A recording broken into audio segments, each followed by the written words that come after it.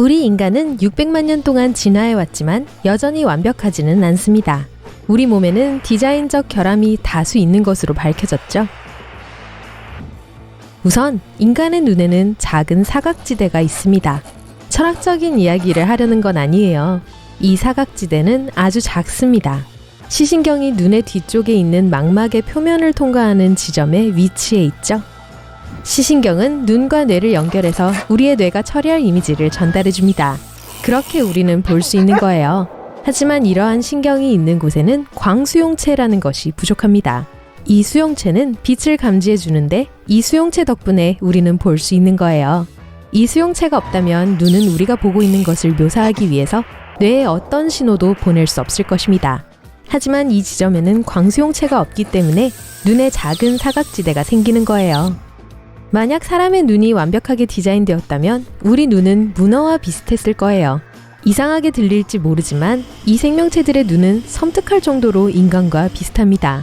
하지만 문어의 시신경은 망막 뒤쪽에 놓여 있죠. 신경이 언제가 되었든 눈에서 떨어질 일이 없다는 뜻이에요. 그래서 인간의 눈에서 사각지대를 만드는 그 틈이 존재하지 않습니다. 또 뭐가 있을까요? 약 6,500만 명의 미국인들은 허리에 문제가 있다고 불평을 하고 있다고 하는데요. 이는 진화 때문입니다. 개와 마찬가지로 인간도 과거에는 네 발로 걷곤 했습니다. 우리가 손과 무릎을 사용해 걸었을 때 척추의 곡선은 꽤 완벽한 모양이었고 안의 모든 장기는 편안한 상태였다고 해요. 때문에 등에는 어떤 압박도 가해지지 않았습니다. 우리는 힘을 아끼기 위해서 두 다리로 걷도록 진화하였습니다. 음식을 찾는 게 점점 더 오래 걸렸거든요. 그리고 두 다리로 걸을 때 사람들은 힘을 25%나 절약할 수 있었습니다. 하지만 등에는 좋지 않았죠. 왜냐하면 이족보행을 하면서 기본적으로 척추가 모든 무게를 지탱하고 다른 장기를 위한 공간을 만들기 위해 몸의 기둥이 되어주어야 하기 때문이죠. 하지만 만약 척추가 완전히 곧다면 우리는 두 다리로 걸을 수 없을 거예요. 그래서 척추는 곡선이 되도록 진화했습니다. 하지만 여전히 등허리에는 큰 압박이 가해지고 있죠. 그러니까 이 성가신 허리 문제를 없애고 싶다면 우리는 다시 네 발로 걷기 시작해야 합니다. 그럼 될 거예요. 뼈 이야기를 해볼까요? 우리 발에는 뼈가 너무 많아요. 이렇게 뼈가 많은 이유는 뼈가 있어야 우리의 유인원 조상들이 나뭇가지를 잡을 수 있기 때문이에요. 이제 사람들은 더 이상 나무에 매달려 다니지 않습니다. 하지만 여전히 부서지기 쉬운 뼈는 우리 몸에 남아있는데 이는 매우 불편할 수 있습니다. 발가락을 얼마나 자주 다치는지 한번 생각해보세요. 만약 우리의 몸이 완벽하게 디자인되었다면 우리의 발은 타조의 발처럼 생겼을 거예요. 타조의 뼈는 훨씬 더 수가 적습니다. 그리고 무릎을 뒤로 젖힌 것처럼 보이는 부분은 사실 발목 관절이에요. 덕분에 타조는 덜 다치고 또 빨리 달릴 수 있는 것이죠.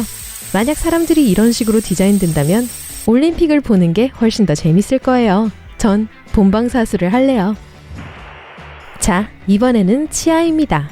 인간의 치아 또한 완벽과는 거리가 멀죠? 치아 관리에 드는 돈을 생각해보세요. 그리고 어떤 동물도 우리처럼 치과를 다니지 않아요. 게다가 일단 치아가 영구적으로 손상되거나 빠지면 새로운 치아는 나지 않습니다. 상어는 그렇지 않아요. 상어는 셀 수 없이 많은 치아가 있습니다. 어떤 상어종은 2주마다 새로운 이빨이 생기고요.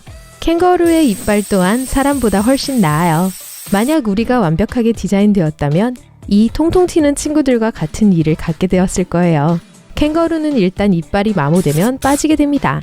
그리고 뒷니는 앞으로 이동하고요. 이게 유일한 치아 문제는 아니에요. 입이 너무 붐빈다고 생각하지 않으시나요?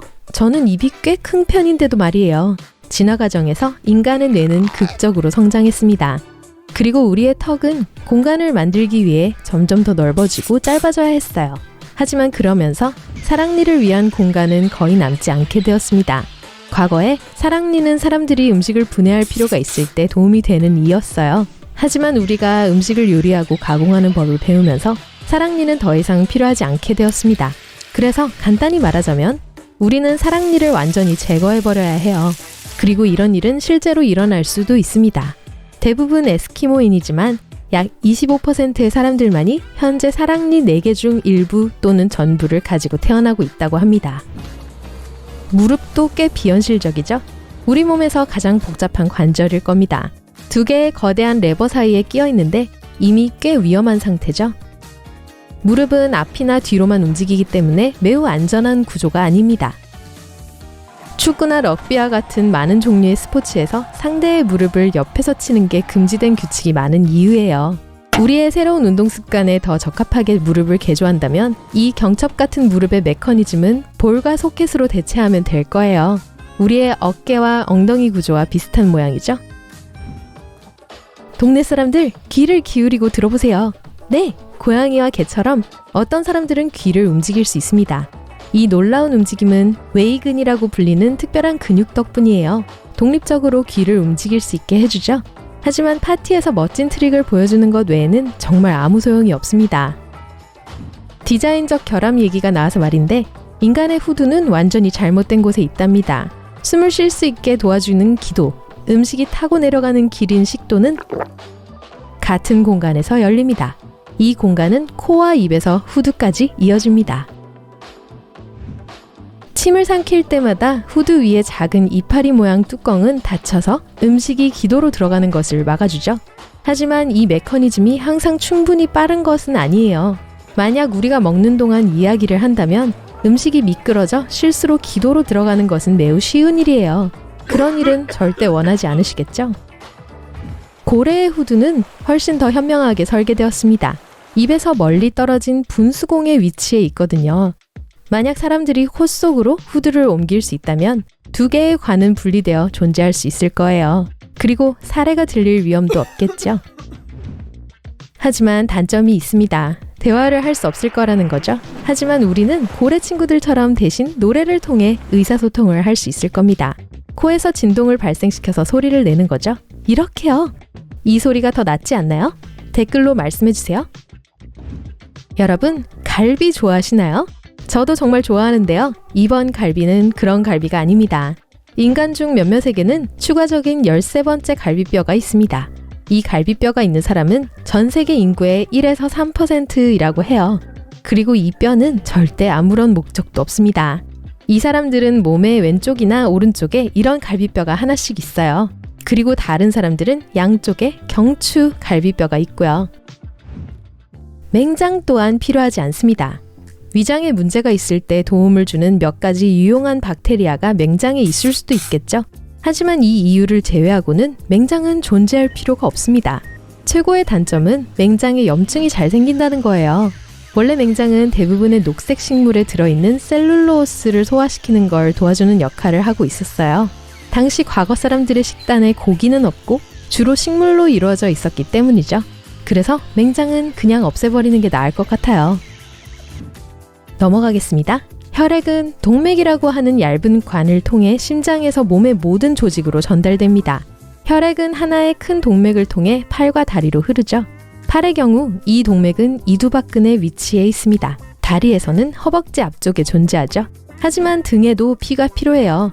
그리고 몸 뒤쪽에는 큰 동맥이 아니라 더 작은 동맥이 가지를 뻗어서 뼈와 신경을 감싸고 있습니다.